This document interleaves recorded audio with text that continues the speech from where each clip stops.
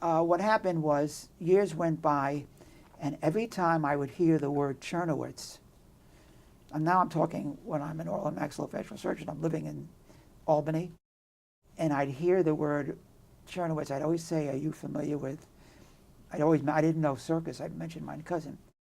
Time went on, and a very close friend of mine had a brother, Nat Reese, who was very interested in genealogy. So when Nat would visit the Albany area, I mentioned the story of Judith, and he gave me some very good ideas. He gave me ideas. So he said, write to YIVO. So when I wrote to YIVO, excuse me, I knew that Judith lived with an uncle who was a writer, but I didn't know his name.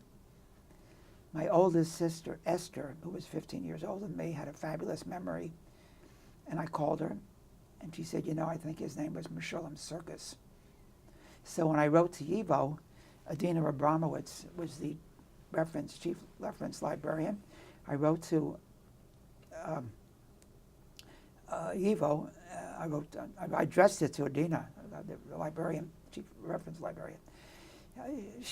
After a couple of weeks, she wrote back. She says, you know, when I read your letter, I highlighted the letter, not with Judith. I said the chances of them knowing Judith is 1 out of a million, but maybe they would know the name Meshullam Surkis. So I highlighted the letter with Meshullam, saying that Judith lived with him. It was her uncle. But that was the main thrust of his writing. So Dina Abramowitz responded. She said, when I got your letter and I read it, she said, that name rang a bell. And I checked our archives. And you were right, he was a very well-known Yiddish writer.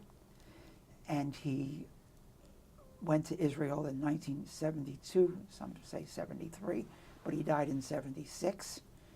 And he had a daughter named Malka, who married this guy, Alexander Ivaner, or Ivaner, I-V-A-N-E-R-I-R. This is interesting. And on the other side of the page, she wrote Ivantir, I-V-A-N-T-I-R. And when I was doing my search, I said, well, this is the best clue I ever had, you know. And they live in B'nai Brak.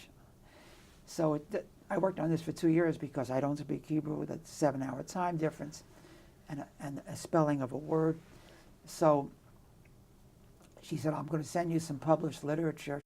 This is a book that was written by friends and supporters of Meshullam Surkis in 1978 in Tel Aviv, Israel.